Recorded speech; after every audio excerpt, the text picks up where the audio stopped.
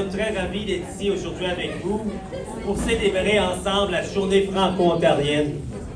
Saviez-vous que c'est aujourd'hui le 25 septembre, en 1975, que le drapeau franco-ontarien a été hissé pour la première fois à l'Université de Sudbury? Presque 50 ans. Je voudrais aussi remercier l'équipe Black Boys DG de l'invitation de participer à ces belles festivités.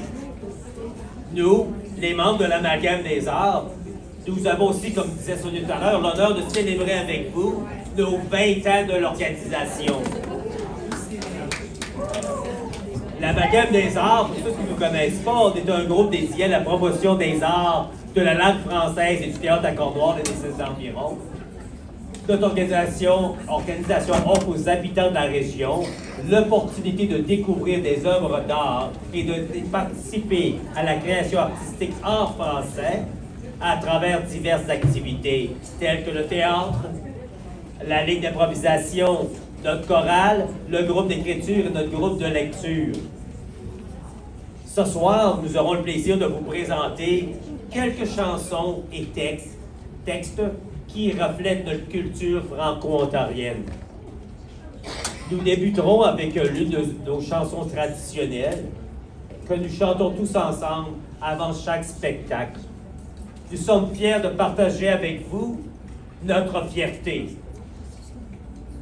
Comme je le dis souvent au groupe, quand je fais des activités, en tant que francophone dans une minorité en Ontario, il est essentiel de parler plus fort que tout le monde pour se faire entendre. Puis il faut prier encore, mais prier, ça va bien qu'aujourd'hui, et prier plus fort pour se faire voir. Nous vous souhaitons un excellent spectacle rempli de découvertes et d'émotions. Merci de votre présence et bon spectacle et bonne fête.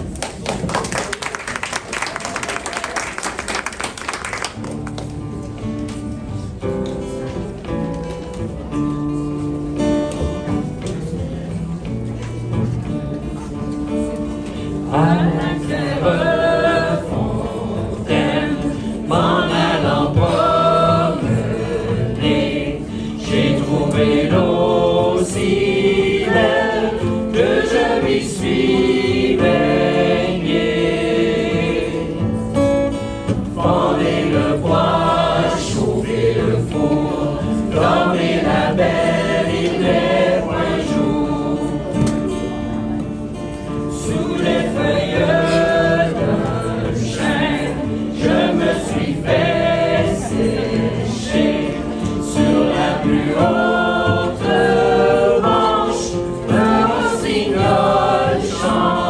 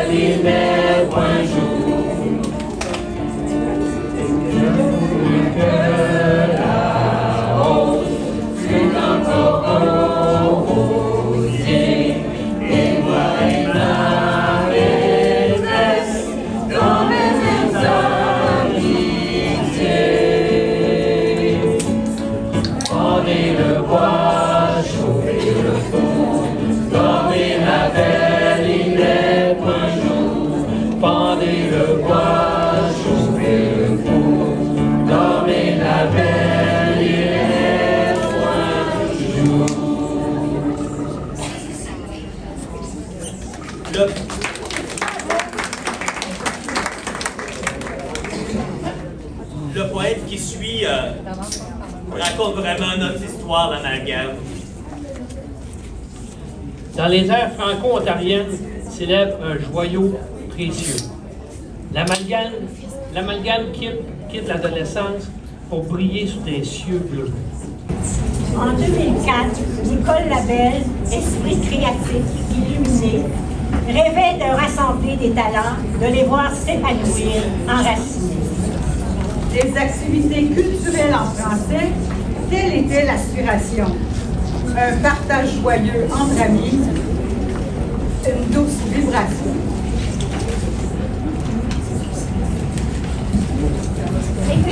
Écriture théâtrale, le chant, la musique comme une symphonie. Soutenue par Michel et Liliane, une fusion d'harmonie.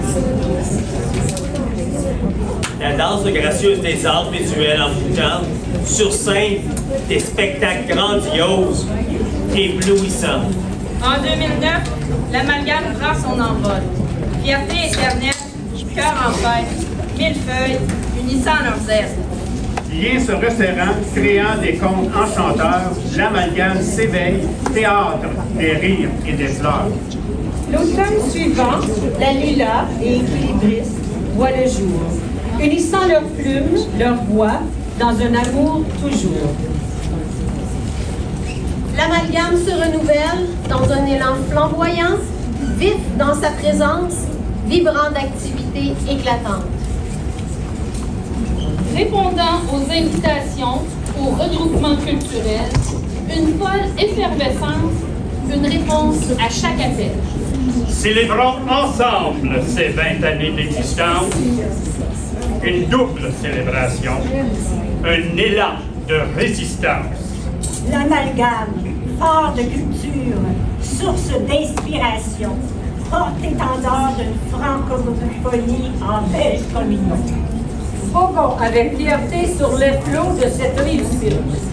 20 ans d'amalgame, un voyage sans limite. Ensemble, célébrons les 15 ans de fusion officielle. Dans l'amour de l'art, du langage, une union essentielle. Les passages qui suivent proviennent de la pièce Le Musée imaginaire de l'Ontario français. Cette œuvre est le fruit d'une écriture collaborative orchestrée par Théâtre Action, réunissant les talents d'auteurs de tout l'Ontario. Je tiens à exprimer ma gratitude envers les 10 écrivains ainsi qu'à Théâtre Action pour leur permission de partager avec vous ces mots empreints de force. Les extraits suivants soulèvent plusieurs interrogations que nous admettent fréquemment. C'est quoi être franco-ontarien? Elle est bien belle, mais je ne comprends pas tout à fait ta fable. Dis-moi le donc, simplement, pour toi, au jour le jour, c'est quoi être franco-ontarienne? Ben justement, comme Jimmy P, comme tous les autres, c'est être tiraillé entre deux mondes. C'est intégrer notre culture et notre savoir qui nous sont si chers pour continuer d'exister. J'ai une identité plurielle. Je viens d'ailleurs. Ma langue vient de loin. Je me sens loin de mes racines. Je me sens vulnérable. J'ai l'impression de faire partie d'un immense réseau de Franco éparpillés partout sur le territoire, comme un immense filet de pêcheurs plein de trous, mais dont les mailles résistent encore et encore, et à travers desquels le courant passe et nous ramasse. Chez nous, il y a de la diversité, de l'écoute, de la fierté. Être franco-ontarien, c'est vivre une culture riche, éclatée, forte. C'est résister dans un environnement familier auquel on n'a pas le sentiment d'appartenir complètement. Chez nous, on travaille fort pour toffer. Chez nous, on switch in and out. Chez nous, on mélange les cultures et les langues. Chez nous, être Canadien-Français, c'est avoir une mémé et un bébé who are proud to be French. Chez nous, tous les élèves de la 9e année doivent lire par osmose une pièce de théâtre de la troupe Les Draveurs pour discuter ensuite d'assimilation. Chez nous, je ne peux plus entendre la chanson « Mamie ». J'en ai assez du misérabilisme. Chez nous, il y a de mes anciens élèves qui sont devenus enseignants et à qui je répétais tout le temps « Parle français ». Et qui répètent maintenant à leurs élèves « Parle français » et qui éduquent leurs propres enfants en français. Chez nous, même quand on parle en anglais, on sacre en français. Shoot the puck, sacrement! If you can't play hockey, they Chris up the ice, calice! Chez nous, sacrer en français, ben, c'est une religion. Ça nous parle. Ça nous identifie. Puis ça nous fait donc du bien aussi. Être franco-ontarien, c'est une tension positive à chaque instant d'une vie citoyenne. Ce n'est pas la guerre totale, mais quelques escarmouches d'une guérilla dans quelques tranchées plutôt marginales. Je me sens différente des Anglos. Je me sens minoritaire, marginale, parce que je parle français. Je dois encore et toujours expliquer aux Franco in Québec ce que vivent les Franco hors Québec.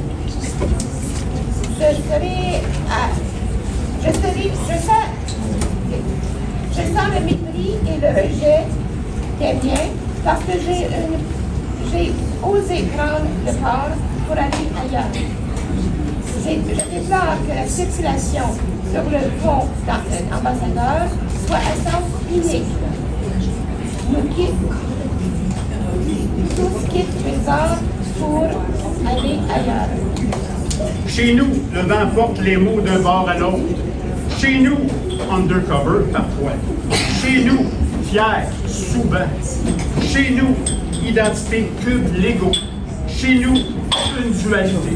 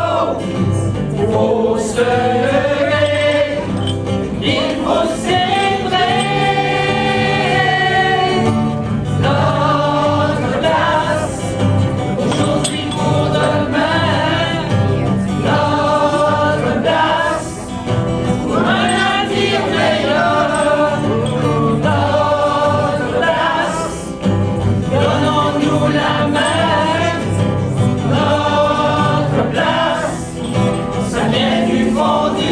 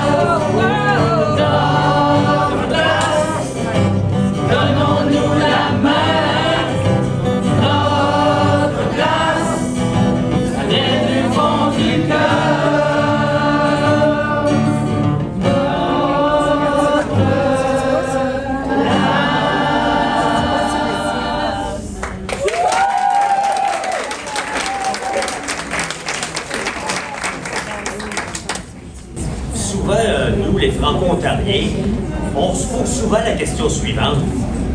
C'est quoi la plus meilleure ville de l'Ontario? Ben, on va écouter nos trois commères en discuter. On a Gertrude, qui est originaire de Warren, puis qui vient de Toronto. Puis il y a Thérèse, qui est originaire de Kingston, mais elle vit à Ottawa. Puis on a Yvonne, qui est originaire de Windsor, puis elle vit à Cornwall. Moi, je suis née à Windsor, mais ça fait 20 ans que je vis à Cornwall avec mon mari. On retourne à Windsor tous les étés pour voir ma famille. C'est drôle, ça. C'est deux villes sur le bord de l'eau. Et qui sont juste à côté des États-Unis. Ben oui, t'as raison. L'affaire, par exemple, c'est que c'est pas évident de se faire servir en français à Windsor. Ben, c'est-tu là à Cornwall? Ben oui. Il y a plus d'anglophones qu'il y a 20 ans, mais on se sent quand même encore chez nous. Puis à Cornwall, on est proche de tout. Proche d'Ottawa, de Montréal, même Toronto est pas loin. Puis c'est comme vivre à la campagne, mais en ville. Il y a plein de fleurs, t'es proche de l'eau, il y a la piste cyclable sur le long du Saint-Laurent. C'est-tu pas agréable, ça? Tout le monde se connaît. Tu te sens pas comme une fourmi dans une fourmilière comme à Toronto. À Cornwall, tu peux parler la langue que tu veux. Ben, pas la langue que tu veux, la langue que tu peux. Ah, toi, j'aime truc, là. Je pense qu'il y a juste, Toronto, ça map dans l'Ontario. On est là, nous autres aussi. Ben, c'est juste que ça me rentre pas dans la tête qu'il y a encore des francophones qui vivent à Windsor, juste en face de Détroit, aux États-Unis. Qu'est-ce qui me dit que c'est pas une légende urbaine? Il me semble qu'avec le temps, il aurait dû être assimilé, qu'il serait devenu plus américain que franco-ontarien. Hey, c'est là que tu te trompes, ma chère. Les franco-ontariens de Windsor, on n'est pas différents des autres franco-ontariens qui vivent à Toronto, à Kingston, à Hearst, à Ottawa ou bien à Cornwall. On se bat tous pour défendre notre langue et survivre. Même que ceux qui habitent à Windsor ont peut-être un peu plus de mérite que les autres franco-ontariens. C'est pas un petit peu fort, ce que tu me dis là? Ben, je le pense. Paraît qu'à Windsor, ils changent même plus l'heure locale comme le reste de l'Ontario. Puis que ça fait au moins 20 ans que c'est le même. Ils gardent toute la même heure que les États. Puis personne n'en fait de cas. Et c'est-tu vrai, ça? Là, qu'est-ce que tu ferais à notre place? Les États-Unis sont juste à côté. C'est sûr qu'on est influencé par les Américains, mais c'est aussi vrai pour tout le reste de l'humanité. C'est important d'avoir la même heure que les personnes avec qui tu fais affaire. Faut faire des compromis, mais ça veut pas dire que les franco-ontariens à Windsor ont baissé les bras pour autant. Change-toi pas, je voulais pas t'inquiéter. Hey, là, ce qui me fâche, là, c'est de penser que tous les franco-ontariens savent même pas que Windsor, c'est le berceau de la francophonie en Ontario, qu'il y a là un riche héritage francophone qui remonte à plus de 400 ans. Qu'ils viennent donc à Windsor au moins une fois dans leur vie voir ce qui se passe là-bas. Ils en viendront juste pas. Puis ils vont peut-être avoir envie de revenir, justement.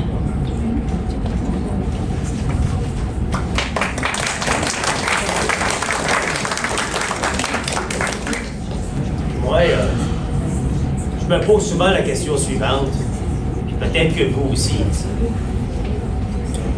Devrais-je rester? Partir ou rester? Il n'y a pas des jours où tu as envie de partir d'ici, de revenir chez nous? Je sais pas si je peux encore dire que c'est chez nous ici, en Franco-Ontario, mais j'ai été happée. C'est comme si je m'étais prise dans une toile d'araignée, un tourbillon enivrant. C'est comme si j'étais devenue moi-même. C'est comme si j'étais devenue une autre personne. J'ai oublié mon prénom. Ce froid me fait perdre la raison. C'est pourquoi je me tiens debout sur cet immense château de cartes. C'est assez fragile, tenir en équilibre sur celui-ci, mais je dois retrouver mon prénom. Il est urgent de ne pas être prudent, m'a-t-on dit. J'ai rencontré le lapin blanc au marché ce matin, entre deux brins de lavande. Il cherchait le pont qui relie Toronto à Montréal. Manque de culture française. Que se passera-t-il quand la montée des eaux atteindra mon château? Je tomberai, probablement, comme une épingle à chapeau dans le tourbillon de la ville. Seul l'environnement décidera de m'en sortir. Peut-être le hasard me mènera jusqu'à la pierre philosophale tant convoitée. Je pourrais aisément retrouver le chemin de la maison, me prélassant au coin du poirier où mon prénom sera gravé. Ben oui, c'est sûr qu'il y a des jours que je partirai. Mais des jours, j'ai envie de rester. Comme tout le monde ici, je pense. Je partirai de Toronto. Parce que les boulangeries françaises me manquent. Parce que j'ai le sentiment de ne pas pouvoir m'exprimer librement là, avec la communauté anglaise. Ne pas obtenir de vrais échanges politiques, là, car leur culture vit à ne pas froisser son prochain. Je reste. Parce qu'on fait sans cesse de nouvelles rencontres, toutes différentes et humainement riches. Je partirai. Parce qu'il y a tant à découvrir. C'est l'appel du demain, du lointain. C'est le besoin de l'aventure. C'est l'envie de l'inconnu. Je ne pars pas. Parce qu'après toutes ces années, mes attaches, mes ancrages, mes racines, ben, sont ici. Je resterai en Cornouailles en murmurant aussi fort et loin que ma langue peut porter. Je partirais de Cornouailles si plus personne n'écoutait mes mots ou si ils étaient oubliés. Je partirais. Si mon cœur était ailleurs, si on crachait sur ma culture, si je ne trouvais plus d'exutoire à ma créativité, si je ne trouvais plus la nourriture culturelle et la beauté dont j'ai besoin pour vivre, je partirais retrouver ma famille et mes vieux amis. Je ne pars pas. Parce que j'aime ma maison et mon quartier. Je partirai de Warren parce qu'il n'y a plus de job. Puis il faut que je mange. Je partirai de Toronto parce qu'il n'y a plus de vie. Les loyers sont trop chers. Je partirai pas de Warren parce que j'ai grandi là. C'est mes racines bien plantées dans la terre ferme. Je partirai pas de Toronto parce que j'ai grandi là. C'est mes branches tendues au soleil. Je partirai vivre à Montréal, voir du théâtre en français, visiter des expositions de peinture, assister à des rencontres d'auteurs, à des conférences. Mais je ne pars pas. Ici, j'ai des amis, des souvenirs, des connaissances, des bons voisins. Mais je ne pars pas. Ici, c'est ma ville où je vis depuis mon adolescence. Je partirai. J'ai souvent voulu partir. J'ai souvent pensé partir. Je partirai, peut-être, un jour. Un jour, je partirai. Mais je ne pars pas tout de suite. Parce que c'est ici que j'ai élevé ma famille. Ici, j'ai des parents, des amis, des souvenirs. Mon épicerie préférée. Puis mon chum, depuis plus de 40 ans. Un petit gars de la Gaspésie qui s'est bien adapté à ma ville. Mais je ne pars pas. Pas tout de suite, parce qu'ici, en attendant, je choisis de vivre en français. Je ne pars pas. Mais j'y pense. Presque tous les jours. Je ne pars pas, mais la valise ouverte, au fond du placard. Je pense à Paris, à Berlin, à toi surtout. Je reste. Je n'aurais jamais pensé trouver le soleil de janvier. Chaud. Je reste. Je choisis tous les jours de rester.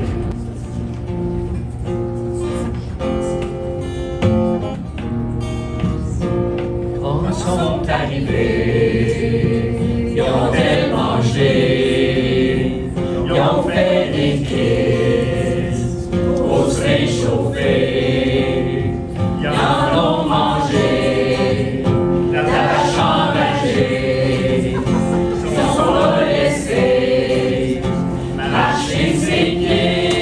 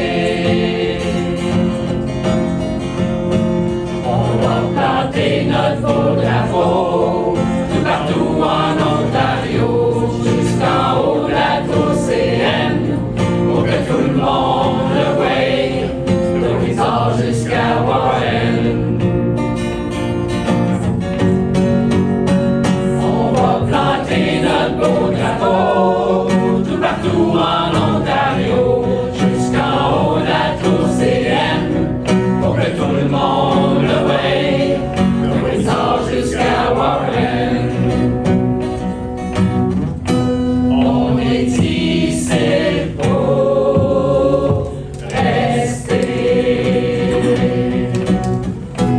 On est ici pour rester.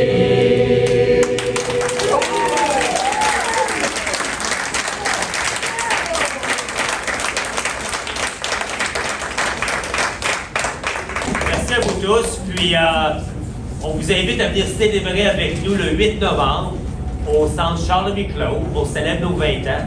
Un bon souper spaghetti avec du vin. Et puis, ce qu'on va faire, on va faire tous des extraits de nos pièces de théâtre qu'on a faites depuis les derniers 20 ans. Des belles sœurs jusqu'à la visite. Vous allez avoir bien du plaisir. Fait que venez célébrer avec nous le 8 novembre au centre Charles-Louis-Claude. Il y avait des petits pamphlets en arrière là, pour vous inviter. Vous allez voir bien des publicités aussi sur Facebook. On vous attend. Excellent.